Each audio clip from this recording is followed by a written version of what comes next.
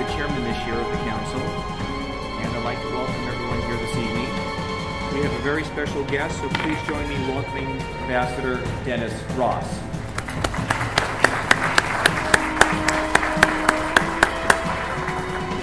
I think we're very fortunate.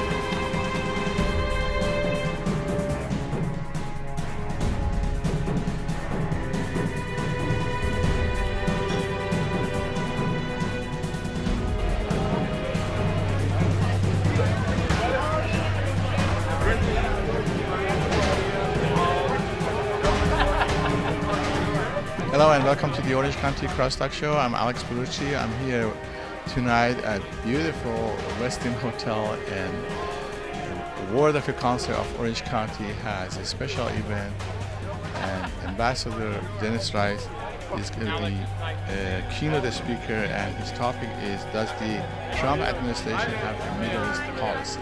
In a moment I'm going to ask Serge Tomassian to give us a little brief or introductory about Ambassador's talk and the event that's happening tonight.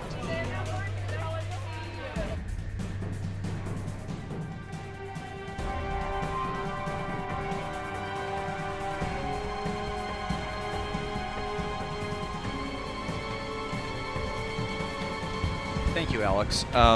Tonight's occasion, we have Ambassador Dennis Ross here, who just flew in from Washington, actually yesterday. And the ambassador is going to address tonight the issue, of course, of does the current administration have a policy in the Middle East?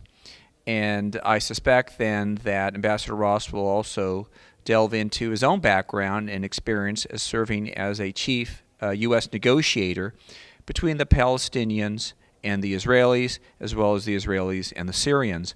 And so he has that depth of knowledge of the Middle East to discuss a future policy, possible future policies in the Middle East by the new administration. It's interesting to note that Ambassador Ross spoke to the National World Affairs Councils in Washington, D.C. about 2 years ago when I heard him speak. And at that time, the issue, of course, was dealing with the state of U.S. and Israel relations, and he has a book about that. But I think tonight, with a new administration and a new foreign policy with this new administration, and the possibilities of perhaps engaging both the Palestinians and the Israelis and a new round of peace negotiations, I think that's one of the things we'll be hearing tonight by Ambassador Ross. And it's interesting to note that Ambassador Ross has mentioned to me, and I think he's mentioned to others as well, that it's important to understand that what we've done right and what we've done wrong in the past in terms of trying to bring peace in the Middle East, and we can learn from those lessons and apply it to the future. And I think with the Trump administration, we have an open slate. I think recently, just today, or yesterday, one of the Palestinian representatives mentioned, with Trump, there's an open slate, it's an open book, so all sorts of possibilities are available, and of course that requires both sides to engage in compromise. But I think Ambassador Ross is going to give us a tremendous amount of insight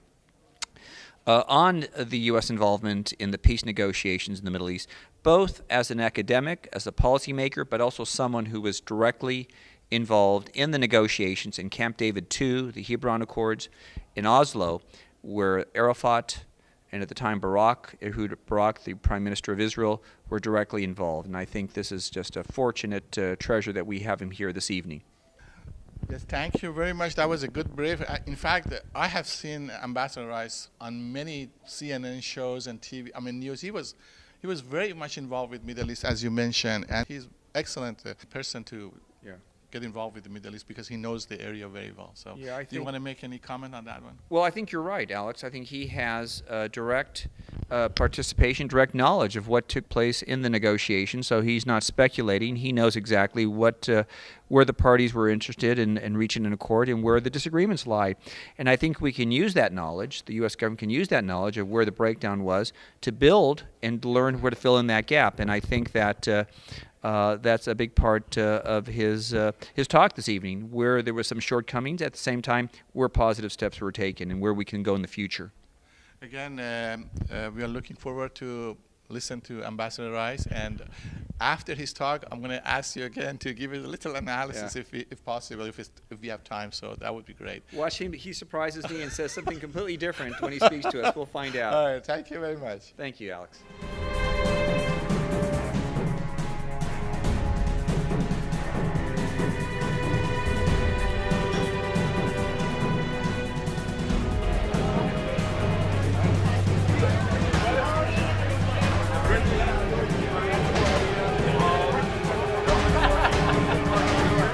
Ambassador Dennis Ross is the keynote speaker. I'm going to ask you, what are you going to be talking about? If you could give us a little brief, please. Well, I'm going to talk about what President Trump will be trying to do in the region when he goes next week.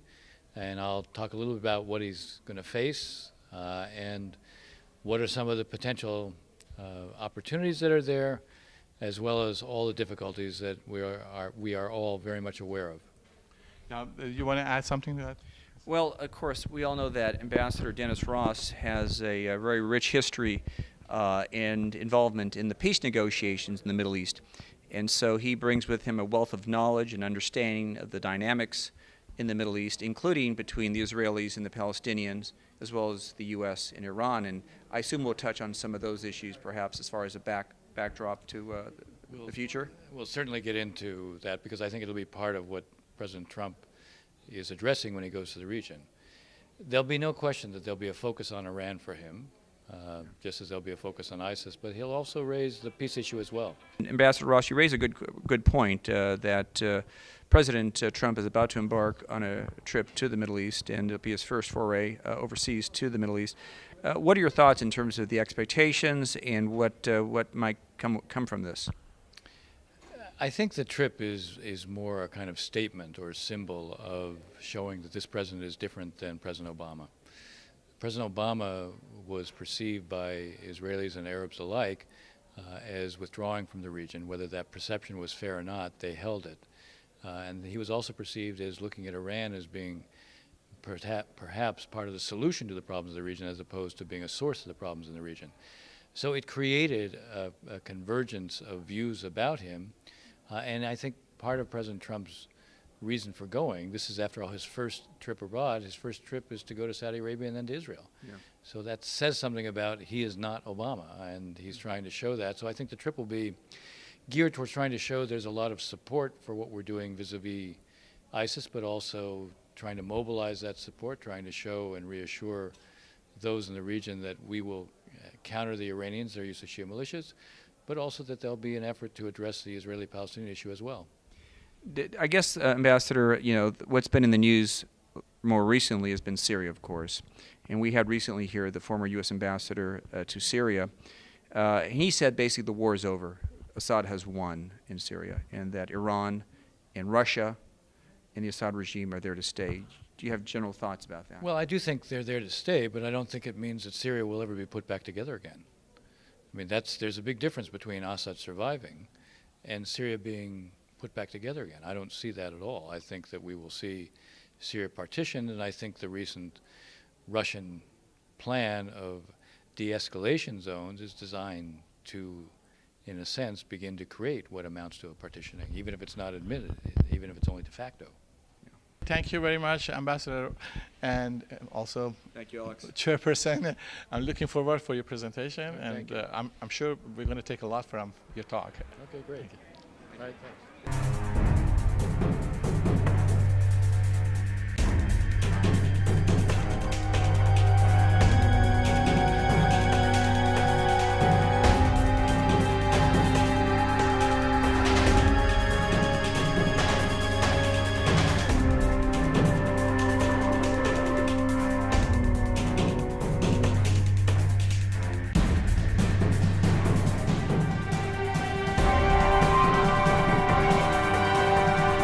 I'm Serge Tomassian, the chairman this year of the council, and I'd like to welcome everyone here this evening. We have a very special guest, so please join me in welcoming Ambassador Dennis Ross.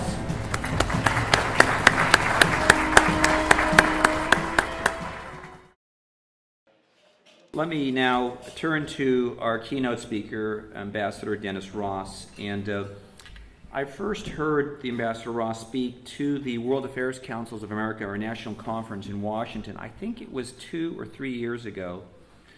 And I was just amazed by his wealth of knowledge, firsthand knowledge of the negotiations and the dynamics in the Middle East.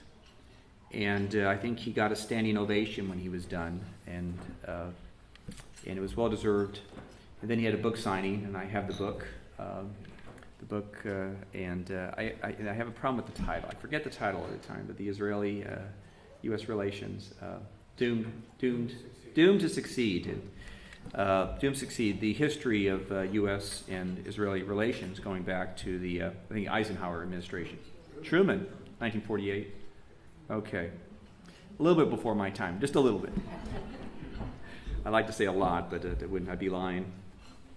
But let me introduce our guest speaker, because I think we're going to have a very enjoyable evening. He served as special envoy to the Middle East for President George Bush Sr., President Clinton, and President Obama. That may not be the exclusive club, but those are the ones we have down. He is a counselor and William Davidson Distinguished Fellow at the Washington Institute for Near East Policy in Washington, D.C. Prior to returning to the Institute, he served 2 years as Special Assistant to President Obama and the National Security Council, and as National Security Council Senior Director for the Central Region, and a year as Special Advisor to Secretary of State Hillary Rodham Clinton. For more than 20 years, he played a leading role in shaping U.S. involvement in the Middle East peace process, and dealing directly with the parties in negotiations. Ambassador Ross was U.S. point man on the peace process in both the George H.W. Bush and Bill Clinton administrations. He was instrumental in assisting Israelis and Palestinians to reach the 1995 interim agreement. He also successfully brokered the 1997 Hebron Accord, facilitated the 1994 Israel-Jordan Peace Treaty, and intensively worked to bring Israel and Syria together.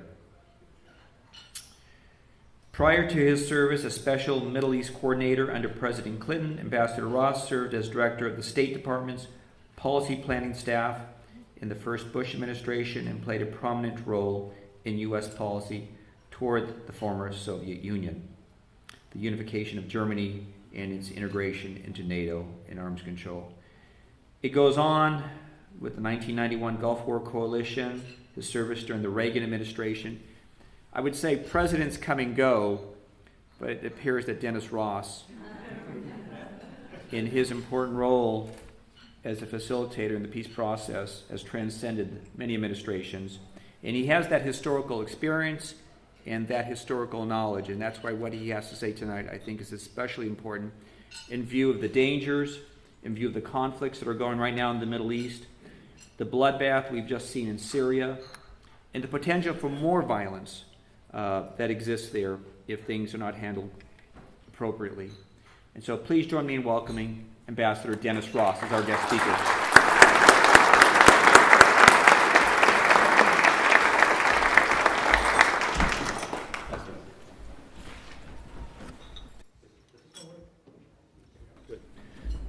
I don't like podiums for a variety of reasons. They sort of separate me from who I'm talking to, and I like to sort of feel like I'm engaging you and you're engaging me. You'll see one thing I can do, having been a former negotiator and mediator, is I can talk for very long periods of time, not repeat myself, and have a really good time.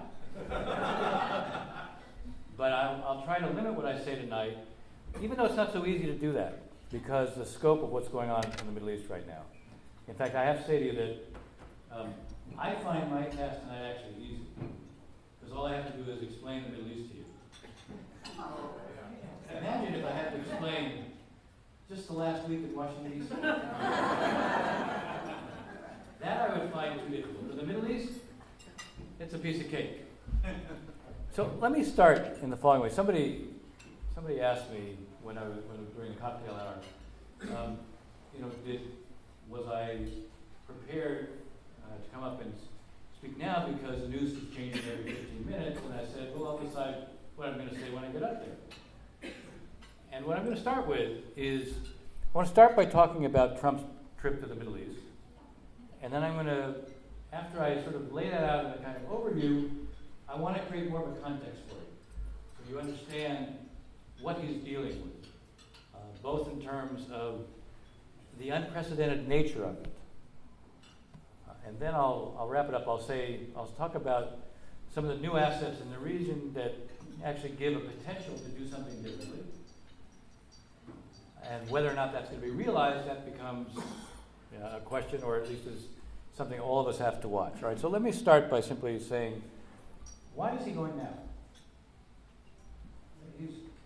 He's taking his first trip abroad, and he's going, his first stop is Saudi Arabia, his second stop is Israel, then he's going to go to the Vatican, then he'll go to NATO, and then there'll be a G20 meeting. But his first trip is essentially to Saudi Arabia and Israel. Now the reason he's doing that is because he's doing something that most presidents like to do. Most presidents like to show they're different from their predecessor. If we've seen anything about him, we see one thing. He really wants to show he's not Obama. He is the anti-Obama. And what better place to go or start than Saudi Arabia and Israel? In the Middle East, President Obama was perceived, fairly or not, as, in a sense, being willing to pivot away from the Middle East, pivot towards Asia, withdraw from our traditional responsibilities in the region, and to look to Iran as being a source of the solution to the problems in the Middle East, not the source of the problems in the Middle East.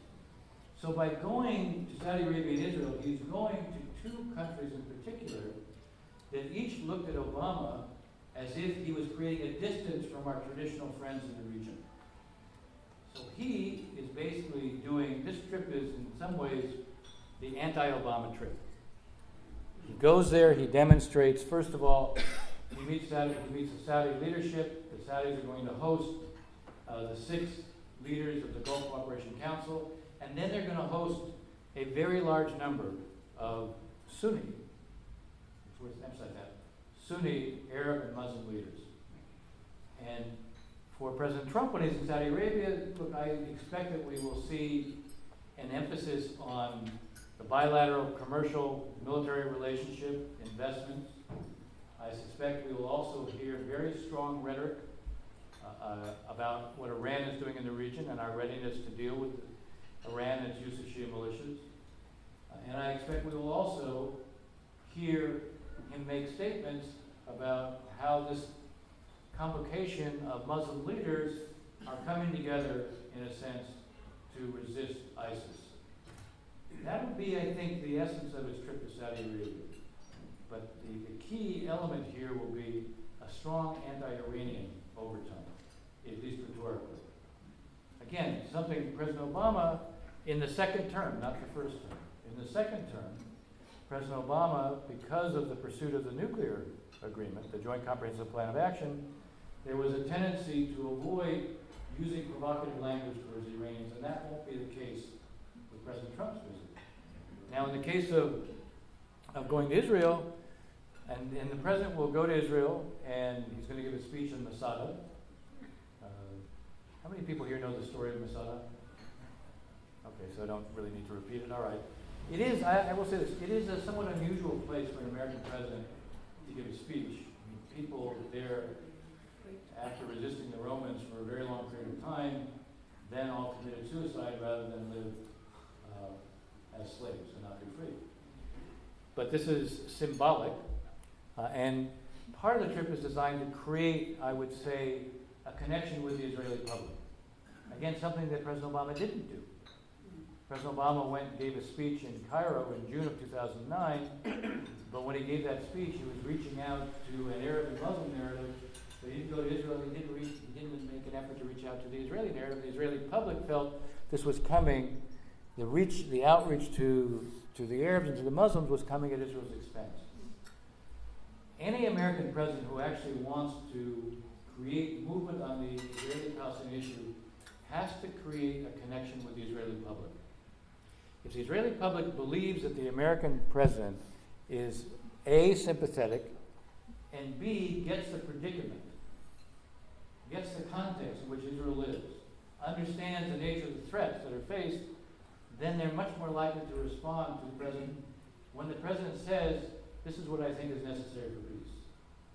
If an American president doesn't create that connection, rather than having an Israeli prime minister feel the need to be responsive, oftentimes the prime minister will feel, if anything, he needs to stand up to what is seen as unfair pressure from the United States. So this is a trip, as I said, in a nutshell. If you really want to understand it, this is about proving that he's not Obama. I think it's fair to say he's not Obama. Not only in this area, but I wouldn't have high expectations that you're going to see a tangible set of achievements that come out of this. I wouldn't be surprised, for example, as I said, if you have announcements out of Saudi Arabia that are much more geared towards talking about military weapons that are going to be bought from us, talking about joint investments, talking about a new commercial relationship. I expect that. I think in Israel, we will probably also, there's the possibility, aside from creating a connection, there's a possibility that because he will go see Mahmoud Abbas, the president of the Palestinian Authority, maybe he will bring the two leaders together. There hasn't been a meeting of them for 7 years. There is a value in having a meeting, but the value shouldn't be exaggerated. If all you have is a meeting and the ground isn't laid for doing something afterwards, well, we face a problem, which I'll come back to in a couple minutes. We face a problem with disbelief between Israelis and Palestinians. And you won't deal with disbelief and begin to reverse it. You won't undercut the cynicism that has now come to dominate the thinking of both the Israeli and the Palestinian publics if once again it looks like there are talks but nothing results from them.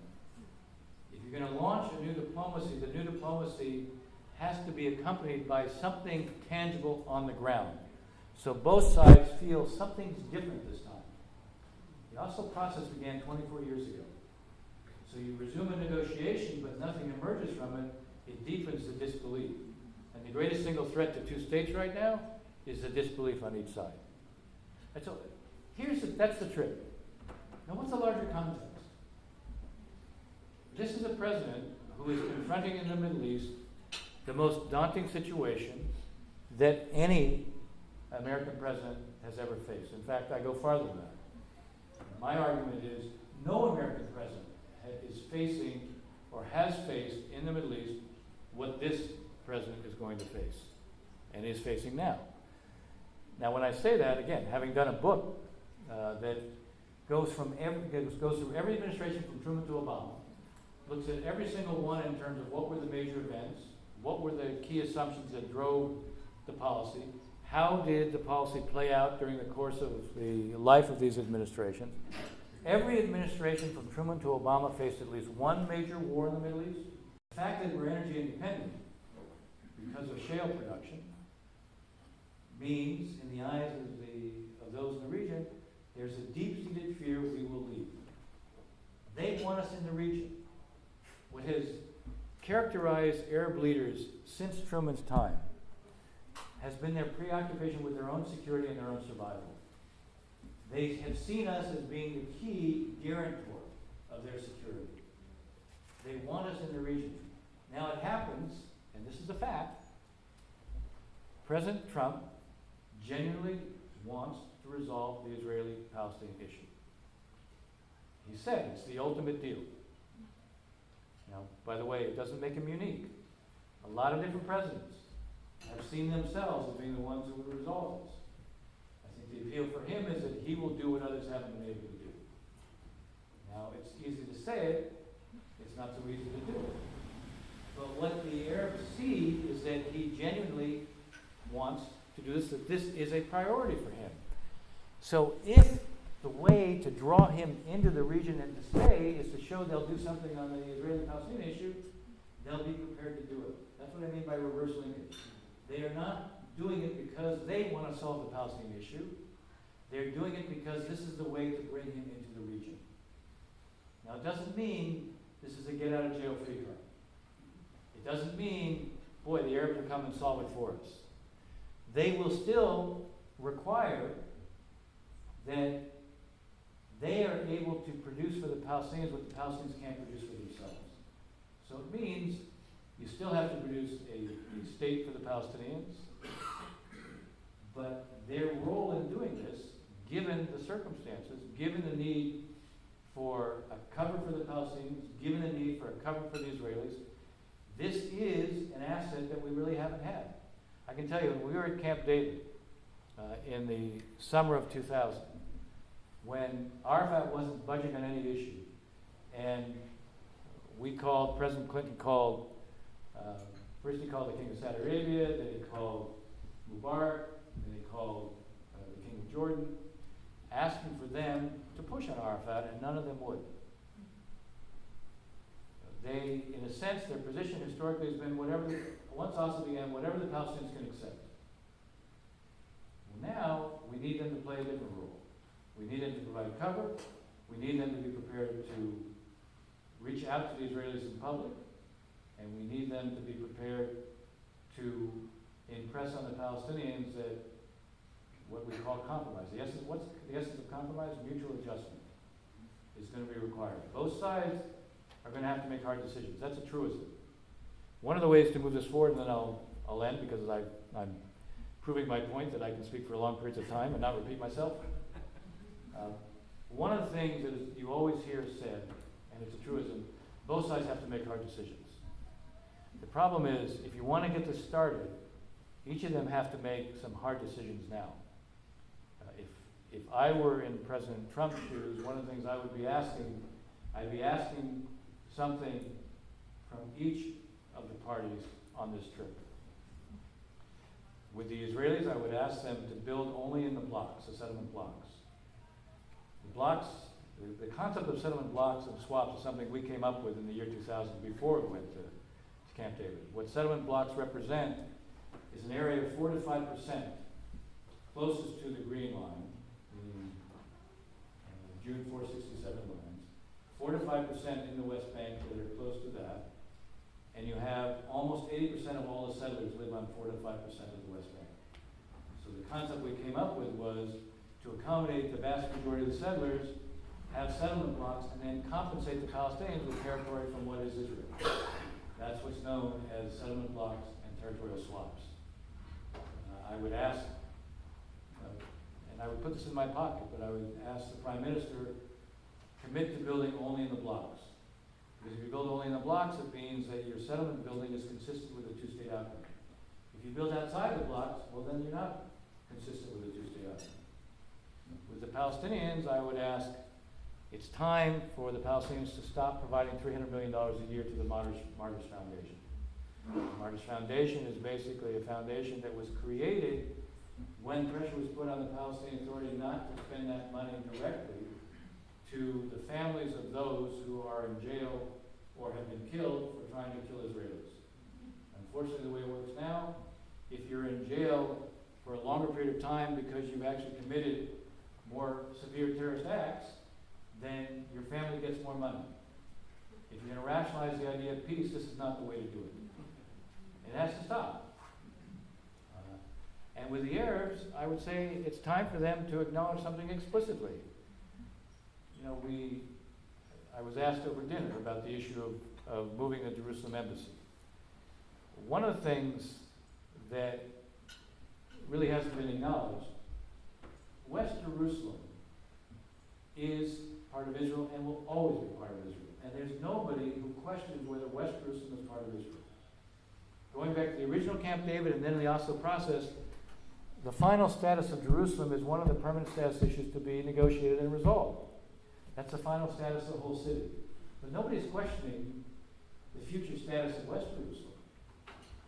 Where we would send our embassy is West Jerusalem. The Arabs in the Arab Peace Initiative talked about Israel withdrawing to the June 467 lines, which, by the way, no Israeli prime minister, even someone way to the left, is going to go back strictly to the June 467 lines. You can get something like what I was talking about with the settlement blocks. That has the virtue of capturing the settlers, but it also changes Israel's strategic defense position. But the June 467 lines mean West Jerusalem's part of Israel. Because West Jerusalem was part of Israel before June 467. Having the Arab states acknowledge that would also show that you were changing the baseline on Jerusalem, at least in terms of how the Arabs talk about it. You can't create the ultimate deal right now because the scope of disbelief is too great. You can't go from where we are when you don't even have negotiations to suddenly resolving every core issue. The gaps in each of these issues are real. They're not artificial, but they're compounded by the psychological disbelief of each side. So if you want to change the psychological disbelief, show you can get something done. If you could take these, if the president could produce these steps, and I'm not saying produce them necessarily as a part of this trip, but I'm saying the effort to produce a change along these lines would establish that something practical could be done. If you establish something practically done, you can begin to restore a sense of possibility. Once you've done that, then you're back in the business of peacemaking. Until you can restore a sense of possibility, we're not in the business of peacemaking. I've been at this for 30 years. This is the lowest ebb. The violence has been worse before, but this is the lowest ebb because of the scope of disbelief. So this president has interesting leverage. The Prime Minister of Israel can't really have a problem with him because he wanted to show that the problems with Obama were because of Obama.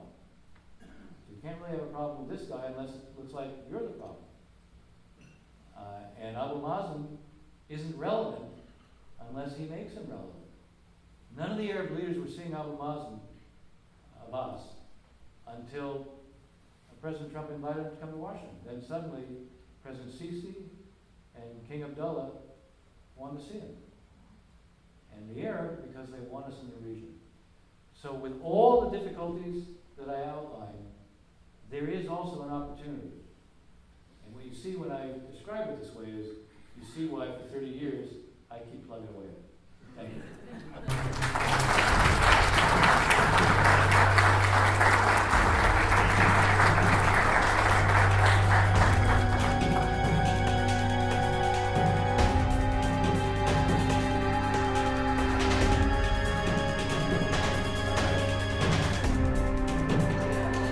We're back again with Serge Tomassian, the chairperson of World Affairs of Orange County, and I think that was a fantastic presentation by Ambassador Ross. I have never seen such a realistic assessment of the Middle East. Or as you in the beginning mentioned, he's an expert. So what was your take on this? Well, you're right, Alex. Ambassador Ross is probably one of the most knowledgeable individuals of the politics, the diplomacy, and the dynamics in the Middle East. Just about every country. And as he mentioned, he's been a diplomat for 30 years, going back to, I think he said, the Reagan administration. He's been involved in some capacity in negotiating a peace treaty or simply in negotiating relations with the countries in the Middle East, going back to the Reagan administration, some 30 years. So his wealth of knowledge is a tremendous asset to our country.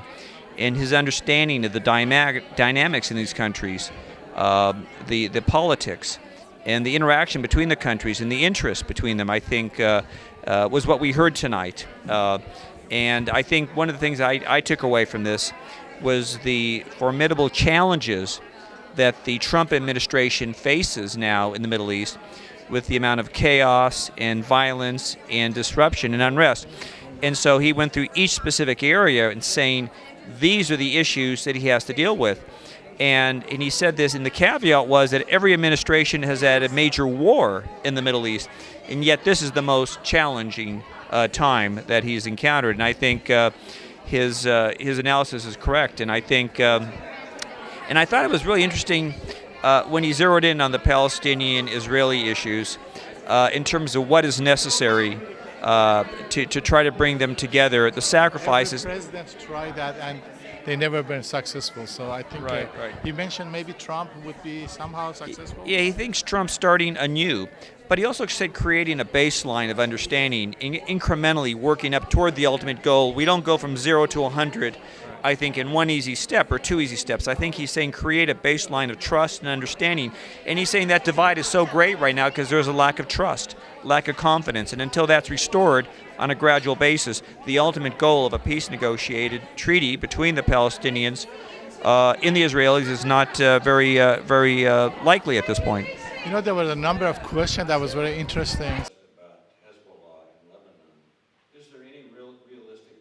The issue was with Iran and the Hezbollah, and there was a number of questions. Do you want to? Yeah, well, I think it's one of them? when he refers to Iran, I think really what he's referring to is the ruling clergy in Iran.